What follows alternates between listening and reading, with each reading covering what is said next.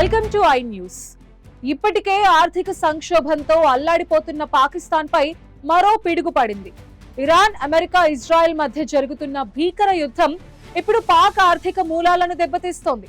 తమ ఆర్థిక అవసరాల కోసం యునైటెడ్ అరబ్ ఎమిరేట్స్ పాకిస్తాన్ వద్ద డిపాజిట్ చేసిన $2 బిలియన్ రుణాన్ని తక్షణమే తిరిగి చెల్లించాలని అల్టిమేటం జారీ చేసింది.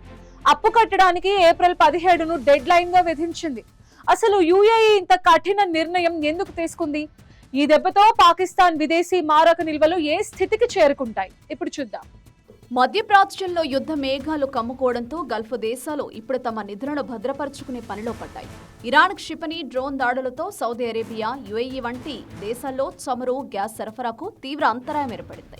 ఈ విపత్కర పరిస్థితుల్లో తమ సొంత ఆర్థిక అవసరాలను తీర్చుకోవడం కోసం యుఏఈ పాకిస్తాన్ స్టేట్ బ్యాంక్లో భద్రపరిచిన $2 బిలియన్ అంటే సుమారు 16,700 కోట్ల డిపాజిట్లను వెంటనే వెనక్కి అడుగుతోంది. వాస్తవానికి నగదును పాక్ తన పడిపోతున్న విదేశీ మారక నిల్వలను కాపాడుకోవడానికి వాడుకుంటోంది. కానీ ఇప్పుడు ఆ నిధులను ఖాళీ చేయాల్సిన పరిస్థితి ఏర్పడింది. పాకిస్తాన్ ప్రసార సంస్థ జియో న్యూస్ కథనం ప్రకారం గతంలో యుఏఈ ఈ రుణ గడువును ప్రతి ఏటా చాలా సులభంగా పొడిగించేది. కానీ 2025 డిసెంబర్ నుంచి కేవలం నెలవారీ ప్రాతిపదికన మాత్రమే పొడిగిస్తూ వచ్చింది.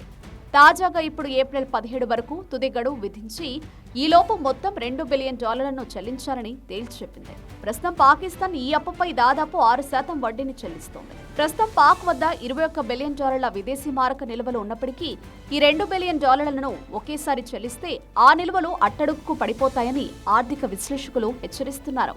రాబోయే రోజుల్లో పాకిస్తాన్ మళ్లీ అప్పుల కోసం IMF లేదా చైనా వైపు దీనంగా చూడాల్సిన పరిస్థితి ఏర్పడుతుంది. ఈ ఆర్థిక సంవత్సరంలో పాకిస్తాన్కు దాదాపు $12 బిలియన్ విదేశీ డిపాజిట్లు పునరుద్ధరణ అవసరం. ఇందులో సౌదీ $5 బిలియన్, చైనా $4 బిలియన్లు, యుఏఈ $3 బిలియన్ల వాటాలున్నాయి. ఇప్పుడు యుఏఈ తీసుకున్న ఈ కఠిన నిర్ణయం ఇతర దేశాలైన సౌదీ అరేబియాపై కూడా ప్రభావం చూపే అవకాశం ఉంది. ఒకవేళ సౌదీ కూడా తన అప్పులను వెనక్కి అడిగితే పాకిస్తాన్ పరిస్థితి పెనం నుంచి పొయ్యిలో పడినట్లు మారుతుందని నిపుణులు అభిప్రాయపడుతున్నారు.